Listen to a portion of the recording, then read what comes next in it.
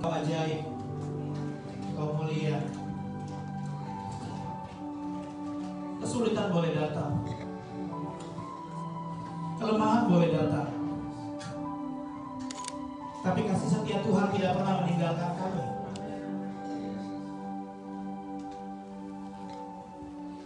Karenanya kami datang ke rumah-Mu, sebab Engkau yang layak untuk terima pujian.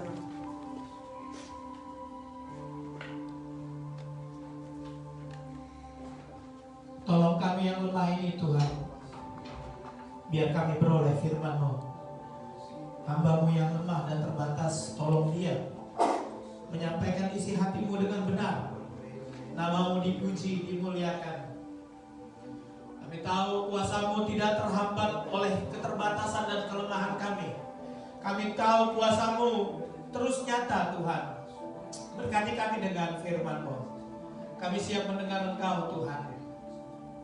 Kemuliaan hanya bagi Tuhan. Dalam nama Tuhan Yesus kami berdoa bersyukur. Mari semua katakan amin. Silakan duduk Bapak Ibu. Shalom. Bapak Ibu terkasih, buka Alkitab kita Yohanes pasal 20 ayat 24 sampai 29. Yohanes pasal yang ke-20 ayat 24 sampai yang ke-29. Kalau sudah dapat, saudara-saudara, mari kita baca firman Tuhan ini. Yohanes 20, 24 sampai 29. Sudah ada di layar ya? 1, 2, 3. Tetapi Thomas, seorang dari 12 murid itu yang disebut Didimus, tidak ada bersama-sama dengan mereka ketika Yesus datang ke situ. Maka kata murid-murid yang lain itu kepadanya, kami telah melihat Tuhan. Tapi Thomas berkata kepada mereka, sebelum aku melihat bekas paku pada tangannya, dan sebelum aku mencucukkan jariku ke dalam bekas paku itu, dan mencucukkan tanganku ke dalam lambungnya, sekali-kali aku tidak akan percaya. Berikutnya, dengan 8 hari kemudian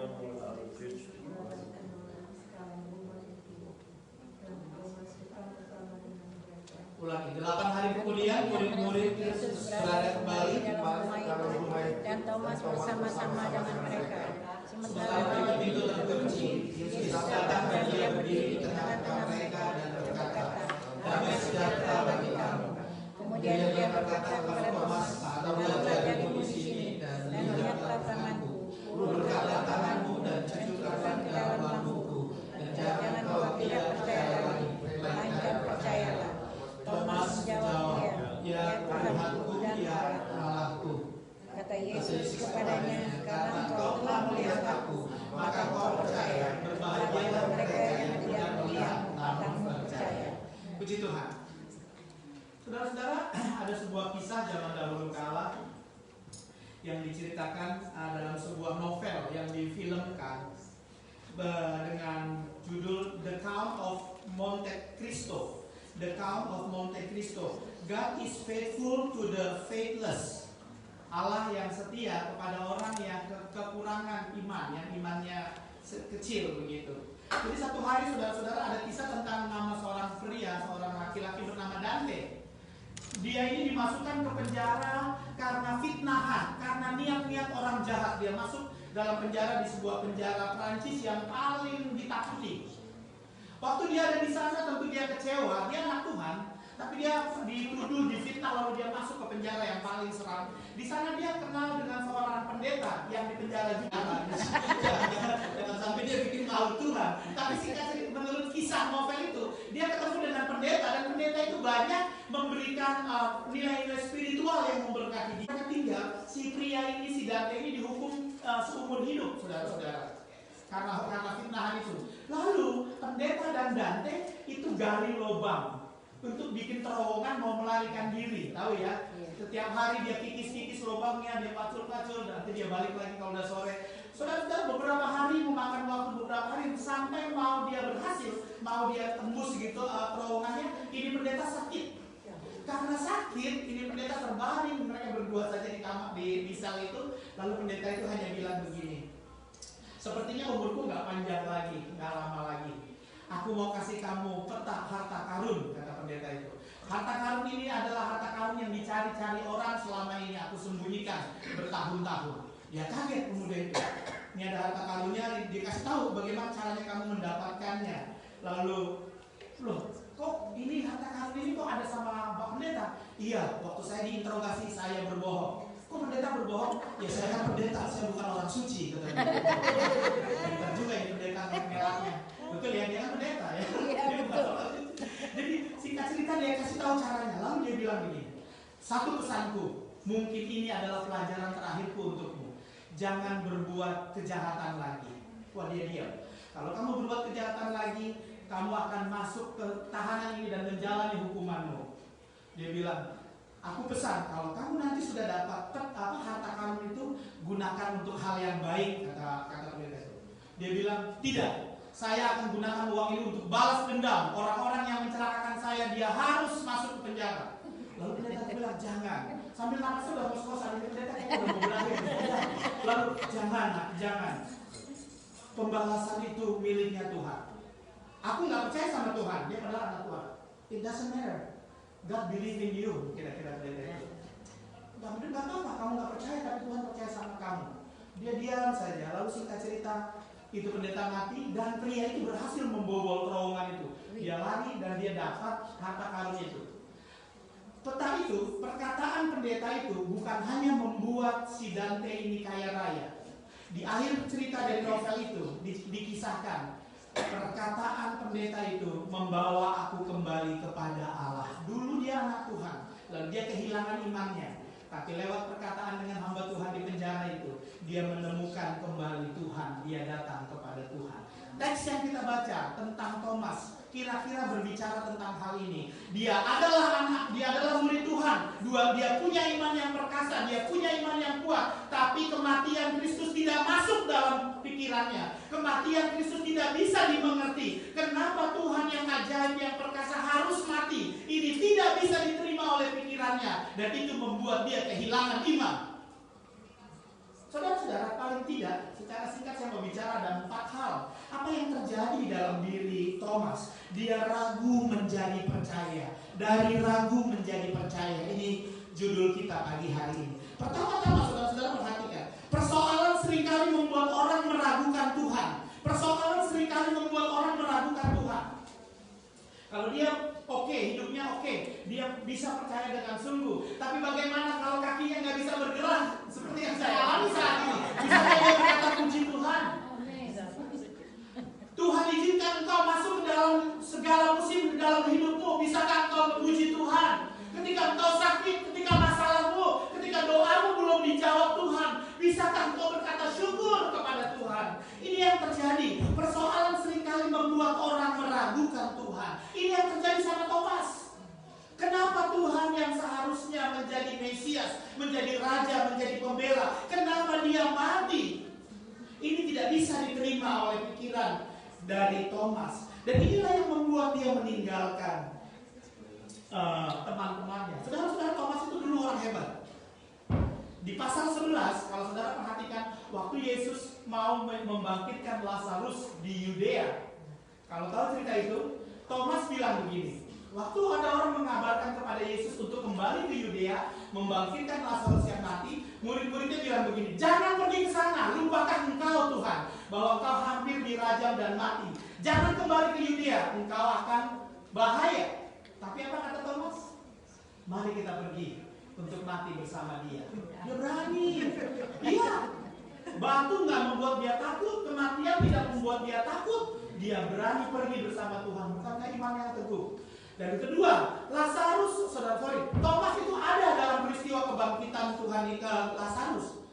Thomas ada di situ waktu Tuhan Yesus panggil itu Lazarus dari matinya yang 4 hari dan memerintahkan dia keluar. Thomas ada di sana. Saudara-saudara yang terkasih, jadi Thomas itu punya iman yang teguh, ya, jangan pandang remeh. Dia punya iman yang teguh. Namun inilah manusia. Inilah gambaran kita manusia. Kadang-kadang kita mengalami sebuah kelemahan, keterbatasan ketika persoalan datang. Saudara-saudara, kematian Yesus sungguh mengguncang iman Thomas. sehingga dia menjadi sedih, cemas, dia menjadi takut, dia menjadi ragu. Buktinya apa? Pintu-pintu itu terkunci. Waktu Yesus datang, pintu-pintu itu terkunci. Saya harap saudara tidak terpengaruh dengan bunyi-bunyian ya. Saya nggak mengerti itu kenapa bunyi sekali ya. Tolong saudara mohon dimaklumi itu keadaannya. Sound system kita biar fokus. Jadi saudara-saudara, kematian Yesus itu membuat Thomas sedih, cemas, takut, ragu-ragu. Ini yang terjadi sama Thomas. Itulah kenapa pintu-pintu itu terkunci. Ya. Betul ya, pintu-pintu itu terkunci karena mereka takut, karena mereka cemas, dan Thomas tidak ada di situ. Ini seperti kisah Dante tadi, saudara-saudara, yang juga takut, yang kehilangan imannya. Yang kedua, saudara-saudara, waktu itu di hari kebangkitan Thomas nggak ada bersama-sama murid. Waktu Yesus menampakkan diri kepada murid-murid di tengah-tengah pintu yang tertutup, Thomas tidak ada di situ, benar? Thomas tidak ada di sana. Nah, ini berbicara saudara-saudara tentang yang kedua itu, jangan tinggalkan persekutuan. Saudara, Thomas tidak ada di sana bersama-sama dengan para murid sehingga dia kehilangan kesempatan untuk berjumpa dengan Tuhan yang bangkit. Thomas kehilangan kesempatan untuk berjumpa dengan Tuhan yang bangkit karena dia tidak ada di persekutuan itu. Saudara-saudara, sekali lagi saya katakan, persoalan itu boleh datang, kesulitan boleh datang, sakit penyakit boleh datang, tapi jangan tinggalkan persekutuanmu dengan Tuhan. Sebenarnya kalau ingat rasa sakit, saudara, saya maunya di rumah aja tadi. Sakit sekali. Semalam baru kumah kambuh ya, Bapak Ibu tahu Sabtu Jumat kemarin kita ada bantu pelayanan musik di Riverside. Sabtu kita ada doa, ada latihan musik, saya bisa lakukan dengan baik. Semalam waktu tidur, enak-enakan tidur.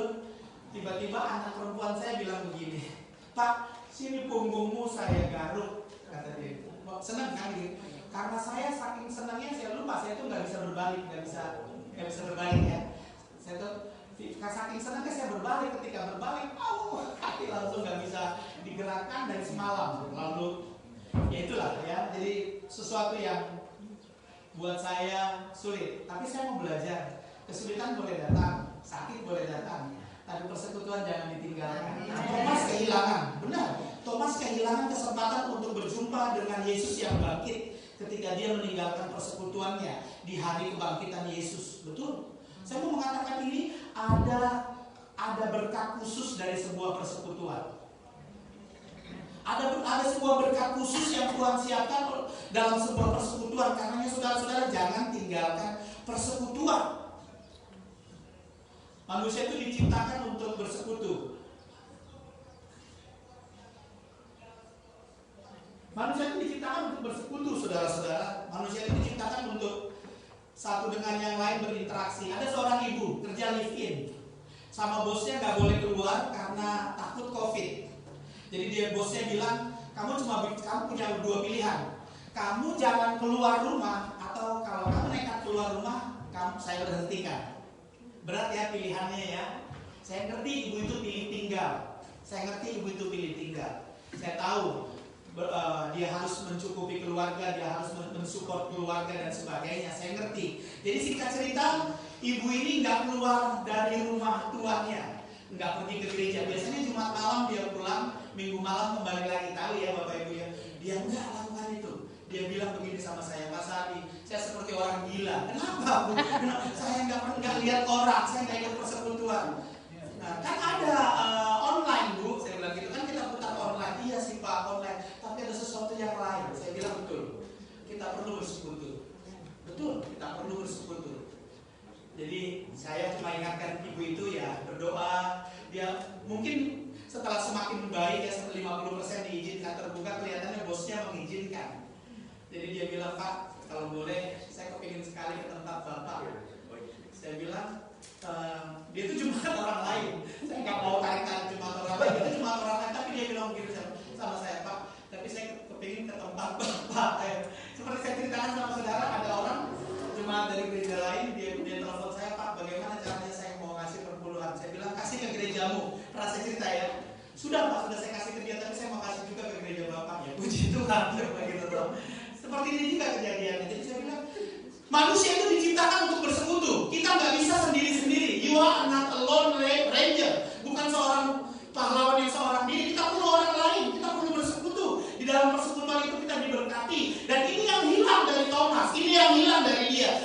Ketika dia tidak ada dalam persekutuan, Yesus yang bangkit hadir, dia tidak berjumpa dengan Tuhan. Jangan tinggalkan persekutuan. Satu hari, saudara-saudara, ada seorang anak kecil. Di tengah malam kamarnya gelap begitu, dia bangun, dia takut kamarnya gelap. Dia pelan-pelan datang ke kamar mamanya. Dia nangis, ngerengek-rengek, "Mama, buka pintu dong, Ma." Mamanya dengar, "Ma, buka pintu dong, Ma." "Ada apa?" Kira-kira mamanya bilang, "Aku takut di kamarku gelap, izinkan aku masuk ke kamarmu." Mamanya belum jawab. "Nak, kamu tahu nggak? Di kamar mami juga gelap," kata mami. "Iya, Ma, tapi kan ada Mama." Stay together, stay warm. Mereka bersama, mereka tetap hangat. Dia takutnya jadi hilang karena dia bersama dengan mamanya. Dia nggak sendiri. Ketika engkau bersekutu, engkau bisa dikuatkan satu dengan yang lain. Amin, saudara. Itu satu manfaat sebuah persekutuan. Ada sebuah lagu dalam Kidung Jemaat nomor 249. Kalau Bapak Ibu yang akrab dengan Kidung Jemaat, saya mau nyanyi. Serikat persaudaraan, berdirilah teguh, sempurnakan persatuan di dalam Tuhanmu. Bersama-sama majulah, dikuatkan iman, berdamai bersejahtera dengan pengasihan. Tepuk tangan, saya nggak marah.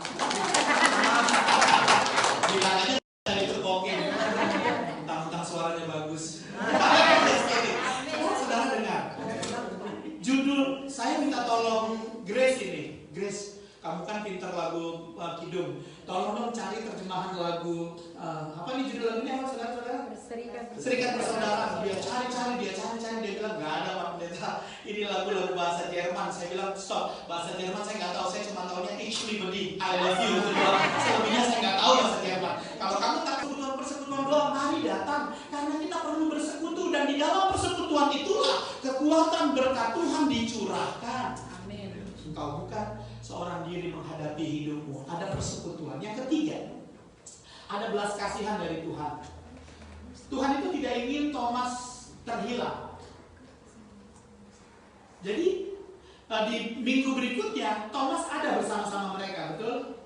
Ya, ayat yang kita baca, dan Tuhan datang dengan cara yang sama, damai sejahtera bagi kamu, kata Tuhan. Lalu dia menghampiri Thomas. Tuhan tidak ingin Thomas terhilang. Tuhan tahu persoalan dan keterbatasannya Thomas. Dia lack of faith, dia faithless, dia kurang iman, dia tidak beriman mungkin saat itu. Tuhan tahu pergumulannya, Tuhan mengerti. Dan waktu Tuhan datang, Tuhan tidak mengherdik dia, tidak ngomel sama dia, Tuhan tidak mempermalukan dia, Tuhan gak pakai sindir-sindir. Karena kalau orang Kristen tuh, yang saya lihat, yang saya tahu suka sindir-sindir. Saya bayangkan ya, kalau itu terjadi sama, itu kan kalau Tuhan itu manusia seperti kita gitu, mungkin dia bisa marah ya, tidak dipercaya, diragukan. Kalau orang suka bilang begini, kayaknya minggu lalu ada yang mencurigai saya nih, gitu. Tapi Tuhan gak bilang gitu kan. Kayaknya ada orang yang gak percaya sama saya, dia tidak bilang gitu. Dia tahu Thomas perlu ditolong, dia tahu Thomas ragu, dia tahu Thomas imannya terguncang, dan Tuhan langsung menjawab ke persoalannya.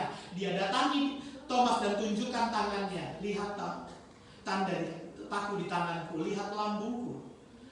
Percayalah, dan jangan tidak percaya lagi, tapi percayalah, kata Tuhan kepada Thomas. Tuhan langsung straight to the point menjawab masalah Thomas. Dia kehilangan iman, dia ragu, dia sedang guncang, dan Tuhan datang menghampirinya dengan penuh belas kasihan. Saudara-saudara, itu Tuhan kita. Ketika kita meragukannya pun, Tuhan itu mengasihi kita.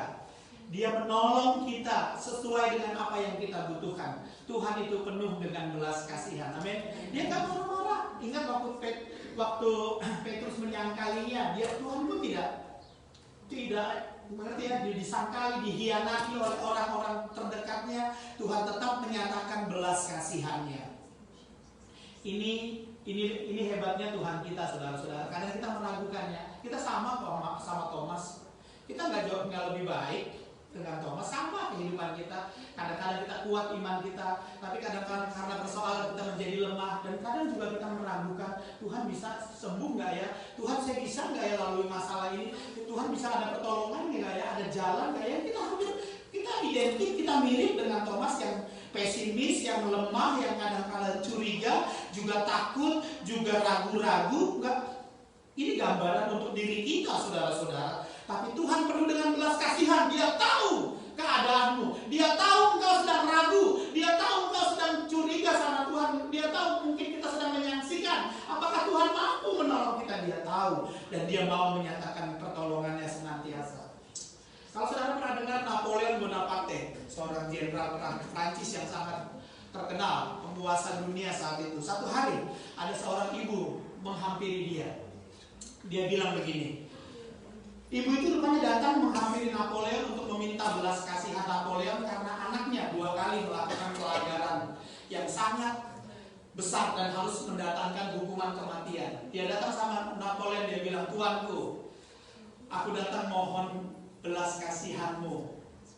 Aku minta belas kasihanmu. Bebaskanlah anakku." Lalu apa kata Raja Napoleon? "Ibu, gak bisa. Anakmu terlalu jahat. 2 kali dia melakukan pelanggaran yang berat dan keadilan menuntutnya untuk dihukum mati. Tuanku, aku datang bukan minta keadilan. Aku datang minta belas kasihan." Napoleon jawab lagi, "Ibu, anakmu tidak pantas untuk dibelas kasihani." Ibunya bilang, "Benar tuanku. Justru itulah, karena dia tidaklah pantas, dia perlu dibelas kasihanmu. Kalau dia memang tidak pantas untuk diampuni, tapi aku mohon belas kasihanmu." Lalu Napoleon berkata, "Oke ibu, baik ibu, aku beri belas kasihan," dan anak itu dibebaskan. Waktu itu mungkin seorang raja atau emperor punya hak mutlak ya untuk keputusan-keputusan dia.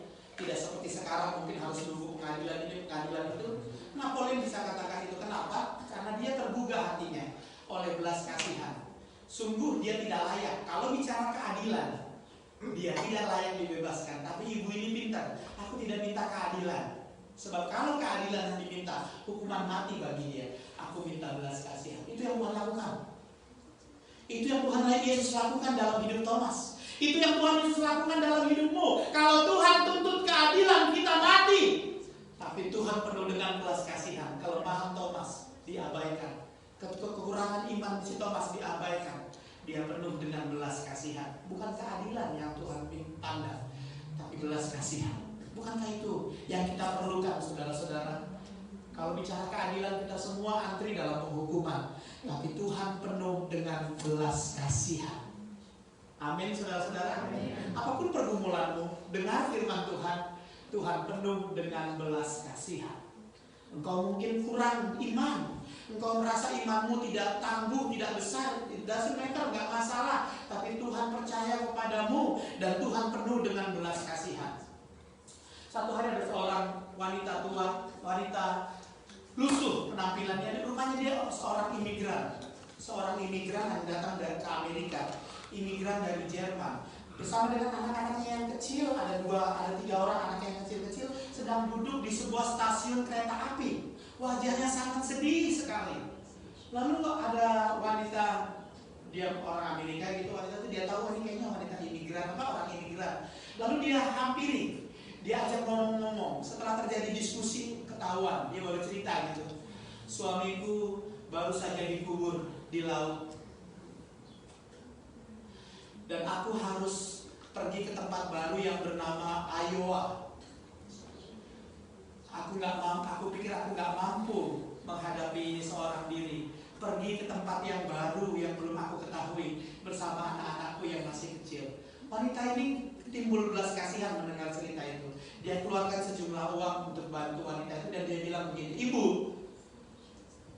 engkau tidak seorang diri," kata si wanita ini. "Engkau tidak seorang diri. Tuhan Yesus selalu menyertai engkau." Singkat cerita, ibu ini pergi bersama anak-anaknya. 10 tahun kemudian mereka ketemu. Dan ibu yang imigran ini berkata begini, "Ibu, terima kasih Bu, buat bantuanmu, terlebih buat kata-katamu yang sangat membangun. Sejak engkau katakan itu, aku jadi ingat, aku dulu ini anak Tuhan. Aku kenal Tuhan, tapi di tengah jalan hidupku aku melupakan Dia. Namun kata-katamu itu menguatkan aku untuk aku teguh menghadapi setiap kesulitan-kesulitan dalam hidupku. Ketika firman itu bekerja di hatinya, dia juga didewasakan imannya bahwa Tuhan tidak pernah meninggalkan dia. Saudara-saudara, ketika kita bicara sama orang lain, mari minta hikmat sama Tuhan, supaya kau dikasih hikmat untuk membangun orang lain. Ketika orang yang susah mendengar kalimat-kalimat seperti ini, saudara-saudara, jangan-jangan itu adalah titik poin dia kembali kepada Tuhan, titik poin dia bertemu dengan kasihnya Tuhan. Dia katakan setelah berjumpa, setelah berpisah 10 tahun, dia dikuatkan dan dia bisa survive, dia bisa hadapi kesulitan-kesulitannya, karena dia tahu Tuhannya tidak pernah meninggalkannya. Kata-kata yang sederhana, saudara-saudara, tapi itu mengubahkan. Yang terakhir, saudara-saudara, akhirnya Tuhan memulihkan keadaan Thomas. Thomas yang dulu ragu, sekarang menjadi percaya. Waktu Tuhan Yesus tunjuk dan menjawab segala keraguan-raguannya Thomas, Thomas berkata dengan hebat, "Ya Tuhanku dan Allahku." Ini pengakuan iman yang paling hebat. Ini pengakuan iman yang paling hebat. Dia mengakui Yesus adalah Tuhan dan Allahnya. Di pasal-pasal sebelumnya tidak ditemukan ini. Waktu Tuhan menjamah Thomas, dia berkata, "Ya Tuhanku dan Allahku." Tradisi gereja mencatat Thomas menginjil ke India setelah peristiwa itu, setelah kenaikan Tuhan Yesus. Tradisi gereja mencatat Thomas pergi ke India menginjil dan mati martir di sana karena Tuhan. Dan gereja Tuhan boleh ada di India, itu juga karena pekerjaan Tuhan lewat Thomas. Saudara-saudara, kita sama dengan Thomas. Saya katakan tadi, kita lemah, kurang iman, ragu, pesimis. Tapi karena pertolongan Tuhan yang bangkit, dia mengubahkan hidup Thomas. Demikian juga dengan engkau dan saya. Kalau engkau dapati dirimu rasanya lemah, rasanya kurang iman, jangan putus asa. Tuhan mengasihimu, Tuhan tahu pergumulanmu, dan belas kasihannya yang besar itu akan menjangkau engkau dan memakai engkau. Sama seperti Thomas yang kehidupannya luar biasa dipakai Tuhan. Perkara besar pun Tuhan bisa lakukan dalam hidupmu. Apa yang tidak bisa Tuhan buat? Kiranya Tuhan memberkati kita. Ragu-ragu, kita beralih menjadi percaya. Amin untuk firman Tuhan. Mari kita berdoa. Bapak Surgawi, kami bersyukur buat firman-Mu. Terima kasih. Kami berdoa secara khusus buat jemaat-Mu yang hadir pagi hari ini. Kalau ada keraguan, pergumulan yang mereka hadapi, Tuhan, mereka tidak menghadapinya seorang diri. Engkau mengerti akan keterbatasan kelemahan kami anak-anak-Mu. Dalam kemurahan-Mu, dalam kebaikan-Mu, Engkau menopang, mengasihi kami. Biarlah Engkau tolong kami yang lemah ini, Tuhan. Terima kasih buat firman. Untuk maju.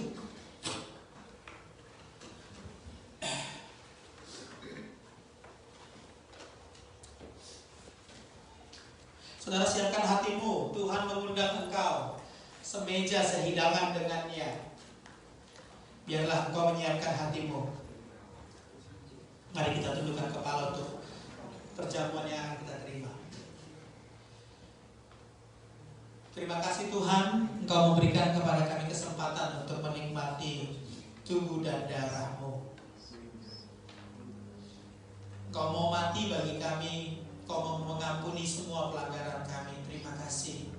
Terima kasih buat kebaikan Tuhan. Terima kasih buat anugerah Tuhan. Berkatilah pelayanan perjamuan kudus ini Tuhan. Engkau memberkati hamba-Mu yang melayani, juga jemaat Tuhan yang menerima perjamuan. Kami percaya seturut dengan firman-Mu, segala berkat diturunkan, dicurahkan ketika kami datang kepada Tuhan. Dalam nama Tuhan Yesus kami doa. Amin.